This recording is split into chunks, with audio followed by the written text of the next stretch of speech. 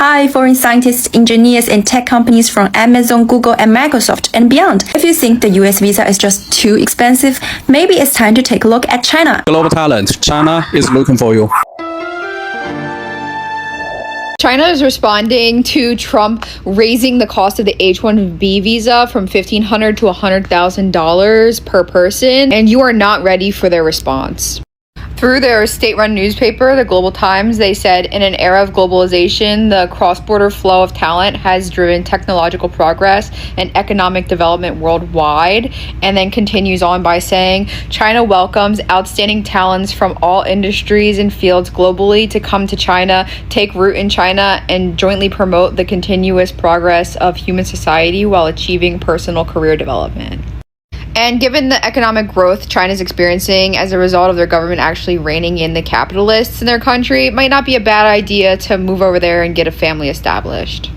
Between the brain drain and the refusal to allow new talent into the country, this country is basically in a death spiral right now. I don't see any way that the United States gets through this without a severe recession or depression. Global talent, China is looking for you. Not for a job interview, just to come, explore. Starting October 1st, 2025, China is launching a brand new K visa, specifically for youngster professionals. If you are graduated from a top university or research institution anywhere in the world in science, technology, engineering, or math, you might be eligible. No job offer required. No Chinese employer or invitation needed. Just your degree or your research experience. Unlike existing Chinese visa categories, the K visa is longer term, multiple entry, and open-ended. You can do research, teach, start a business, explore the culture, or build a partnership. This move makes one thing clear. China wants to attract you, not just your resume. As someone who is studied global talent flow and built a career around connecting China with the world, I see this as a clear pivot. From controlling entry to inviting ideas, from chasing investment to cultivating innovation.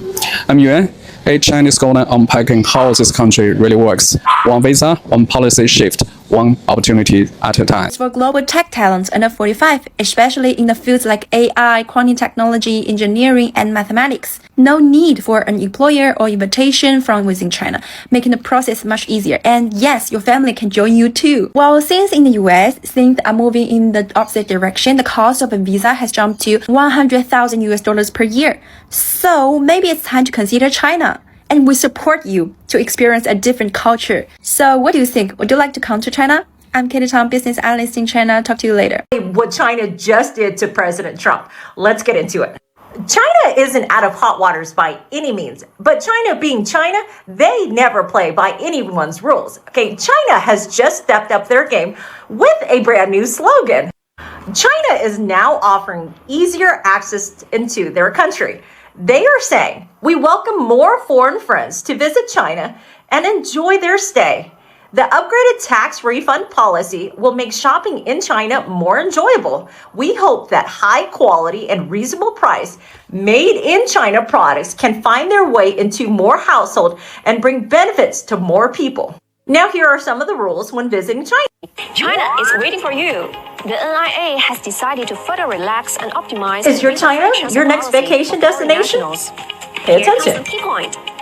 Firstly, extended stay duration. The stay duration for foreign nationals eligible for visa-free transit has been extended from the previous 72 hours and 144 hours to 240 hours. Wow. 10 days, you will have more time to explore China. If you think about it, it all makes sense. The biggest target in immigration are Asian people. Ever since the Hyundai raid, I am expecting a lot of foreign companies, especially South Korea, to pull out the United States within the next 3 months. For those who don't know, the Supreme Court has passed a bill that allows ICE and other US American citizens, aka white supremacists, to discriminate and racially profile anyone who doesn't look like an American citizen. Then again, what does an American citizen look like? Because from what I know, United States is one of the most diverse countries in the world. Then it hit me.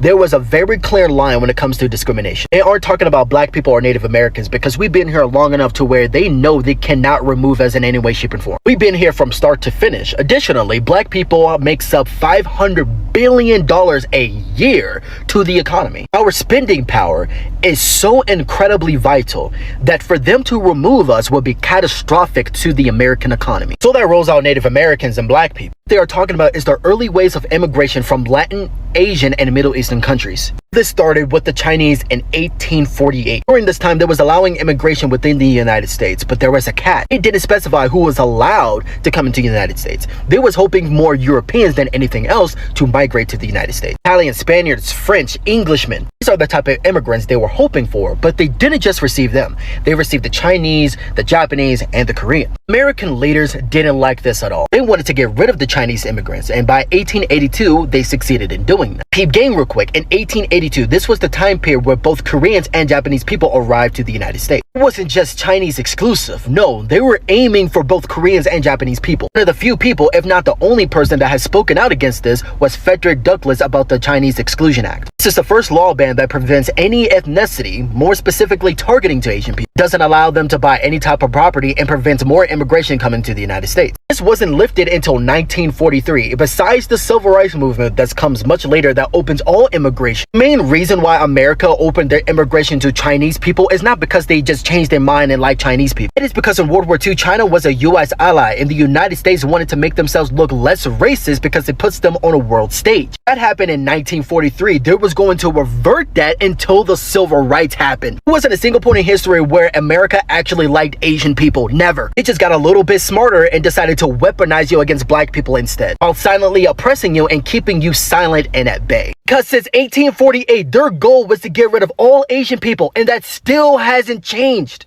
I'll get it now.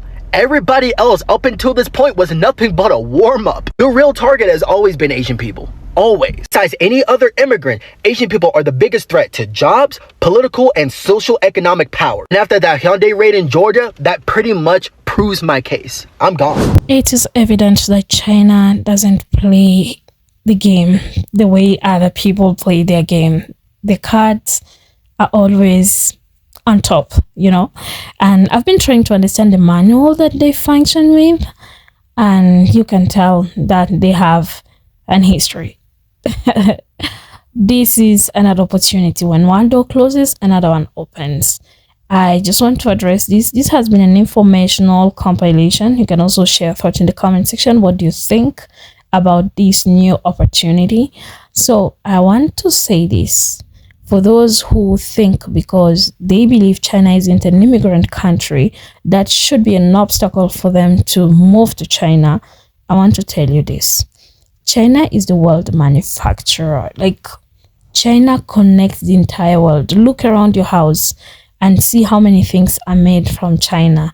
And even some that are labeled differently, they have a touch of China. How can such a country hold you in one place?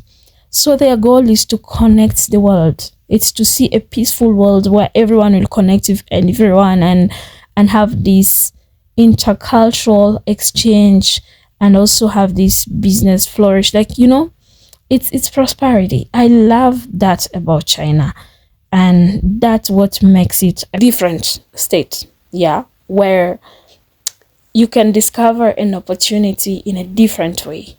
They're not selling you a dream. You are the dreamer. They want to impact you so that you can do that global change that they want to see in the world. So I hope it makes sense.